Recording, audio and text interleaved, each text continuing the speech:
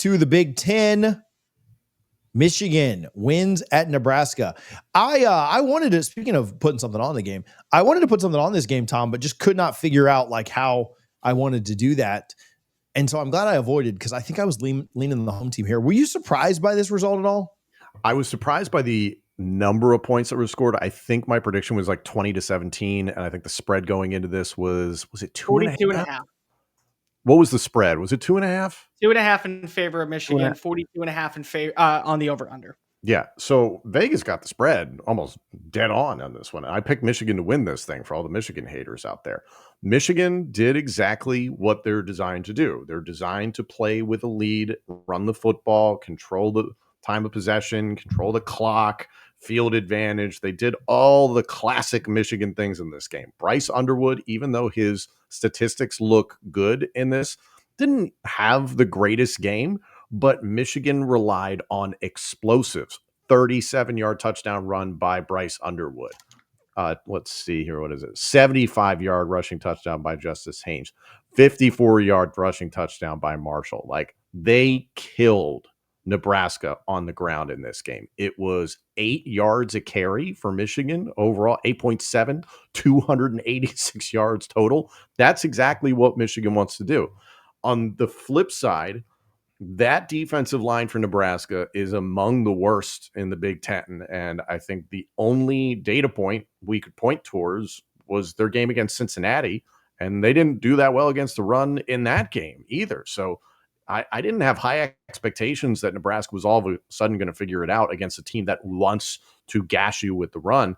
Michigan, I still don't think this is the same offensive and defensive line that we've kind of gotten used to with Michigan over the last couple of years, the Harbaugh years especially, but this is still a strong unit, and they just know their identity altogether. You didn't need Sharon Moore there to really change anything.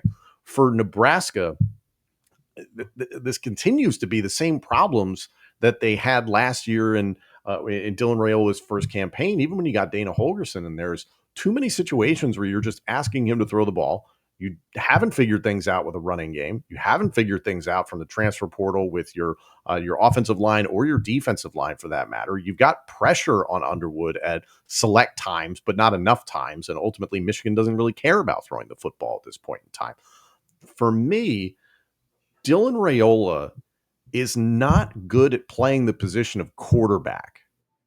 He has arm talent out the yin yang. It's insane what he's capable of. But his basics are atrocious. And the fact that he's at Nebraska, a major Big Ten program, and no one's saying, hey, dude, you are not Patrick Mahomes in aesthetic or in play, is unbelievable. Now, I'm sure they're paying him a lot of money, and you kind of have to shut up when you're paying somebody that much money, because what are your alternatives? But honestly, like, this guy sucks at playing the quarterback position. It's unbelievable to watch him throw off platform and thinking like, well, this is what my hero does. I can do all the same things. Imagine the hubris of somebody to step out there and just be like, I'm just going to fling it and just forget about my fundamentals.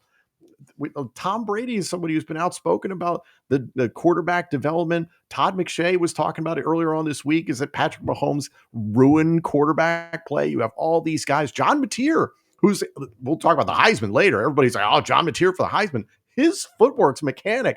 His mechanics suck, but he makes things happen, and it's fun to watch. Putting all this on Dylan Raiola, who is far from a finished product at quarterback, is not a recipe for success. And I was talking about this earlier, and it was illuminated by the Cover 3 guys who I watch habitually. Matt Rule is 0-22 against AP top 25 teams at the college level. He is 0-18 against top 25 teams since his time ended at Temple. It's unbelievable. And again, within the conference, I'm a Penn State fan. We complain about what James Franklin does against the top 10, the top 5. He sucks against them historically. It's like, wow.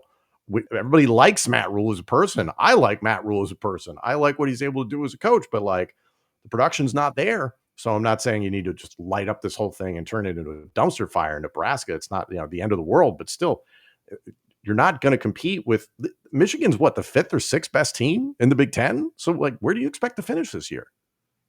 I will give Sleeper a little bit of love. Listen, if you're depositing, use our code CFA, get a 100% match up to $100. We will play the more or less game on Wednesday, where you pick 2 of your favorite picks or more. You can win up to 1,000 times your money. There are some free picks that you can go get right now. Like, I think Jared Goff has like 0.5 as an over-under for passing yards. So, supposing he doesn't get hurt on the first play of the game, should be relatively safe there. Bunch of free picks that you can go and stack together. Check Sleeper's terms and conditions because terms of use do apply. We appreciate Sleeper for their support. Tune in on Wednesday live at noon so we can talk about our picks. And again, appreciate Sleeper for all of their support. We'll fight back a little bit on when it comes to Dylan Raiola is when you're really that sometimes the only factor of your offense because you don't have protection. Yeah. Fair. I mean, that's sometimes going to hinder your development. I mean, bottom line, this game was won in the trenches. Michigan's offensive line was more dominant against Nebraska's defensive line. Michigan's defensive line was more dominant against Nebraska's offensive line. They had 7 sacks on the day.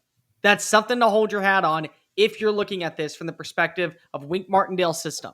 They went after Dylan Raiola. They blitzed him a lot. They won their one-on-one battles, and they didn't even do it with sending like an extra blitzer. They ran a lot of 4-man, and they just got into the backfield and had their way. That's a sign of where, hey, our defensive line is so dang good that we don't need to send that extra dude. We can throw somebody out in coverage. Still, Dylan Raiola had over 300 passing yards. He threw it 41 times, so you kind of hope that he's going to.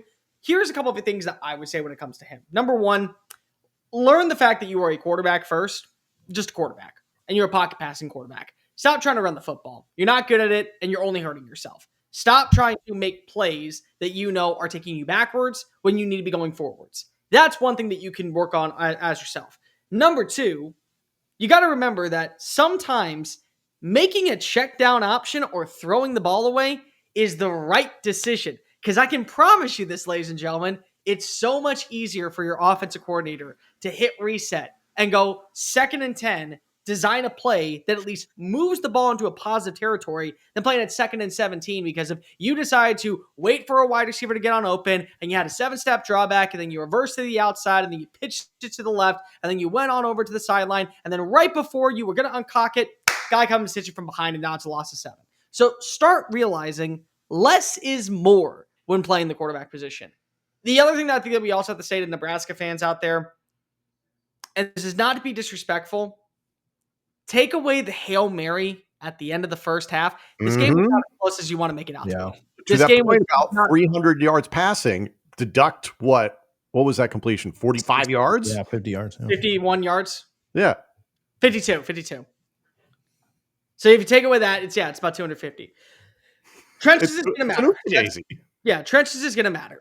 It is. For Michigan, again, I don't like their wide receiver room. I do think that you have something with a couple of players. I think Donovan McCauley, again, having a good day with 39 yards, 3 catches for, what was it? All for 16. Samaj Morgan, I think, had 2 catches for 16 yards apiece, like 23 or 24 yards. Regardless, I like them as complementary pieces. It's time to figure out, can they actually take on over games? And if not, that's totally fine because of you have Justice Haynes. And Haynes, I think at this point has shown you what didn't work down in Tuscaloosa is certainly working in Ann Arbor. And it's going to be the backbone for our team to still be in the conversation of a legit roster that may or may not make a run at the college football playoff. I won't go so far to put them out of the realm of maybe getting to 10-2. I think 9-3 is very possible. I think 8-4 is the floor for this team. And I do think that could be the case at the end of the day. But regardless, if you have explosive plays the way that we saw against Nebraska, against teams, say, like Ohio State, say when you face off against Washington later on in the year, when you go against USC, Maryland for that instance now that looks a little bit better, you probably can have an opportunity to set the tone and be able to win these matchups and win this football game. Plus, you have a defense that's always going to bail you out of trouble. And that's just something that I think is really beneficial. Here's where I will look at it glass half full and be the Mr. Optimist that I try to be every single time and give grace to every program on the show, which I need to be better at. The schedule for Nebraska is still very relaxed. It is. Look at their next 5 games. Michigan State, Maryland, Minnesota, Northwestern, USC, and if you want to make it to 6, UCLA. They could go 5-1 during that stretch. He very well could go 6-0 during that stretch if we see any regression from the defense of USC. And so, like, the good news is that you know that this is the upper echelon of the tier 3 rosters in the Big Ten right now. You know that this is a team that can hold its own against the heavyweights. You can't beat the heavyweights, but you can hold your own against them. It's year 3, though, of Matt Rule. And when you were hired, we talked about the Rule effect. And the Rule effect is in year 3, you're competing for a college football playoff bid. You're competing for a conference title. You've entered that upper echelon. The upper echelon is not, oh, we're the favorites of tier 3. No. The upper echelon is we're in tier 2 and we're going to stay here for the long haul. And it just feels like yesterday was the ultimate sign of, hey, just because it worked in the American and it worked in the Big 12 does not mean it's going to work in the Big 10. Matt Rule, an 8-4 season, maybe on the horizon. It's a good starting point, but it's not going to end with the way that many fans envisioned when you were hired back in 2022.